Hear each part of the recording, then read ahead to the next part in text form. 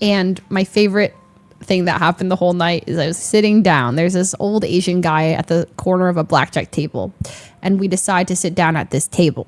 So I sit next to the old Asian guy. He's drinking wine. He's smoking a cigarette. And Timmy sits down.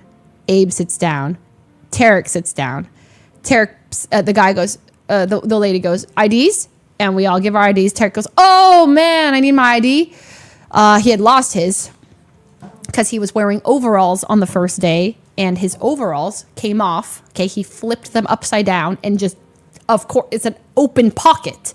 He just flips his overalls off, and it falls. Like, what do you expect? He's like, where's my ID? I put it in my pocket. I was like, the pocket that's wide open at the front of your overalls that you flipped upside down?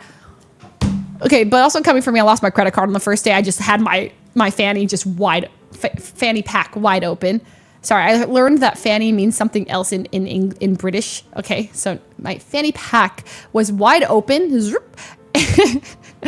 and I also just lost my ID. My credit card. And I was like, well, it's gone. So I can't say too much, but second night, Tarik flipped his overalls off and bam, his ID. So we're at the table. The lady's like asking for IDs. He's like, oh, let me go get my passport. He leaves. Okay, we sit down with this guy, and we are winning. Just easy hands, like 20s, 19s, just dealer busting. Boom, boom. I'm like, wow, this is freaking great. I don't think we've lost a hand. Damn, I love blackjack. This is great. We keep hitting and blah, blah, blah. Tarik comes back 20 minutes later, drops his ID on the table. They're like, all right, give him his chips. The second he plays a hand, boom, dealer hits 21. The guy next to me, this old guy, and he's just like, hey, why did he sit down? I'm like, why? And he's kind of saying it to me, but he's also just like saying it to himself. And I was like, uh-oh. He's not happy. Okay. Just like huffing and puffing. Okay. And I was like, uh-oh. So I was like, hopefully the luck turns around. Next hand comes out. We all lose again. He loses again. Cause like, yeah. And I turned to Ryan. Ryan's standing in between us. I was like, the guy next to me is not happy with Tarik. And Tarik doesn't register any of this. He's just playing along, okay? Tarik's asking Abe, like, what do I do with this hand? He's like, 16, you're supposed to hit. Or you could hit, but, like, you're supposed to. And he's like, I don't want to. I'm going to pass. So the dealer passes Tarik, blah, blah, blah, blah. The guy loses his hand, hits or something, gets a card that I think, like, if, say, Tarik would have hit, then the next card he wouldn't have busted. You know, it's all whatever, right? Like, you don't know, but people are superstitious at a blackjack table. They don't like when people come in mid-shoe. They don't like it if you start playing weird. You hit one time and you don't hit the next. They like consistency. Okay, this guy was so then the guy, and it goes like, what?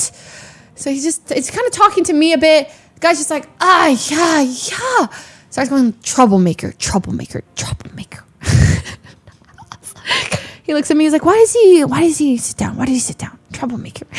And then Tarik goes, wait, is he mad at me? I was like, yeah, he's mad at you. Okay, mind you, also this whole time, 5 minutes into this, a woman comes by, and they always offer massages, like, while you're gambling. And they're like, massage?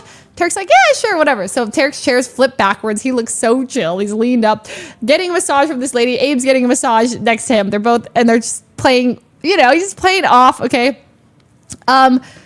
This shoe continues to be, the whole thing was bad, okay? Tarik would hit 20s constantly, and then the dealer's flipping 21 constantly. I'm losing, like, a lot.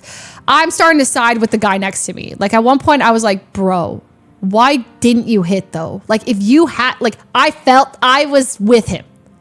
I was like, what the?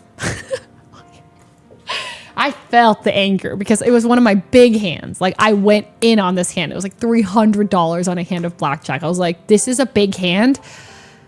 Like, no funny business. And there he was. And he's like, not gonna hit. And he would have, and we tracked it. And like, he would have, that the dealer would have busted, right? And then finally, the one that tipped the guy over, Tarik did something. I think he stayed now. He just stayed on his 16 instead of, he hit on his 16 instead of stayed. All right. And he took like a 10 that then, this guy probably would have hit his 21. boom, boom, comes to this guy, or this guy loses his hand. He gets up. He goes, "Fuck you, man." Rage quits. Gets up from the table and barges off. He just left. Chips on the table. He's still playing. He just gets up and leaves. It was so funny, and he was so valid. He was so valid for it.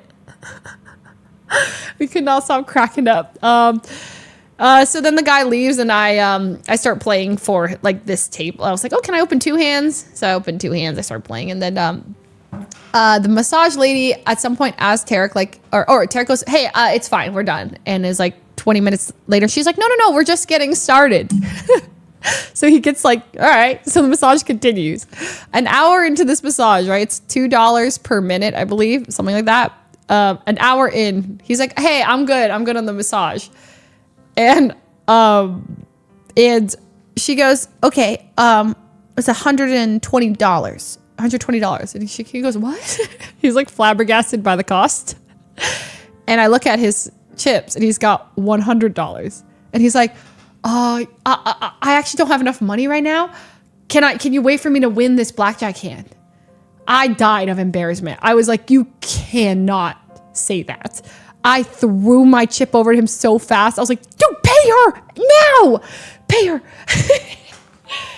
I flung my chips so fast. I said, "Pay her, dude. You cannot say that. Okay, you can't just be like, oh, sorry, I don't have the money, but let me just win a hand real fast." So I'll just die of secondhand embarrassment from that guy. So he paid her. And then I don't know if he actually won the next hand. No, he's so funny, but he's so embarrassing. What I realized, like when I was hanging out with Tarik throughout the weekend, he was always getting scolded, like by an employee.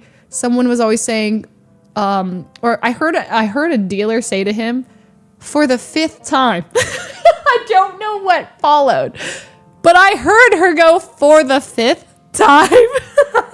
It's like, stop asking her questions. They're sick of you. And then Abe's like, "Just ask me the questions." And we were playing craps. I know he was asking rules. Like, "So in this case, what do I do?" You know? And he kept asking like, "What do I do on this hand?" or whatever. Nah, it was hilarious. That was honestly, those were like my highlights. It was just watching my friends. No, it was so funny. And then we had a generational craps run. Like Timmy to me to Abe to Saikuno to Ryan. Boom, boom, boom. Never hitting 7s. Just going straight for it. Doom. Like we were making money. Stats. Craps was going up. We were doing this thing called the 3-point molly, which is like you play the pass line, and then you play it again, and then you play it again, and then you have it your odds behind it, 3 numbers on 3 of them, and then we're just printing money. I literally said at one point, "We are printing. Okay, this is awesome." And Ryan doesn't even gamble, and he was having a good time. He's like, "This is great, whatever, blah, blah, blah." Everyone has this that we're all great shooters, right? He comes to Tarik, and he's like, "I'm nervous. I've never done this before." And then he's like, he makes a comment. He's like, if I throw a 7, like right now, like I'm gonna be so sad. And he throws it immediately. It's a 7, but it's okay because like on the first run, you're supposed to hit 7 or 11 and you win your bet. So it's fine. I'm like, well, you won us money. He throws again, hits 11. Oh, perfect. Okay. And then immediately he crapped out. Like, boom, you hit a 7, you lose for the whole table. So it was really, really great. All of us, perfect runs. Like everyone was cheering on that side of the table. Everyone was cheering on our side. Gets to Tarik. Instantly, it was bad. So then he got really sad. He's like, "Oh no, I got like my nerves. I was nervous, yada, yada, yada." The die goes to this one guy on the other side of the table, this older like gentleman. And he knows what he's doing. This guy's like touching the die all fancy. The way he throws the die just perfectly hits the backboard. He has a generational run. I mean, it was awesome. We were dancing. Woo! I was spinning in circles like, woohoo. It was great. So good that later when we're at the bar, this man found us, comes up to us and goes, "Hey, that craps table though, right? What a run. What a run it was." We bonded over it. So that was good. So then I like made up a lot of my lost money over there. I'm playing craps. It was a good time. And then, yeah, I mean, it was a fun weekend. A lot of moving parts, a little bit of chaos. I think I cried once. No big deal. I have feelings. And then yeah, it was good. It was a long time though. I'm really happy to be back. Tarik is both a baby girl and a himbo. He is. He has a lot of. He's sensitive. That's what I realized. I was like, oh my God, but he takes it well. Like if you say like, dude, chill. He's like, my bad. I apologize. I just don't know how to play. He's baby girl and himbo at the same time. But I'll never forget that huffing and puffing man to my left. Like that guy had me rolling. I mean, he's right here. So I'm just hearing him like, troublemaker, like only for me to hear. Like, who are you talking to? I was like, Tarik, you are pissing him off. And my first play was to like, I don't know this guy either. Like I was pretending not to know Tarik and I was like, I know, why did he sit down? And then eventually I was like, okay, I know the guy. And I'm embarrassed. It was good. Let's see what else. We have the draft.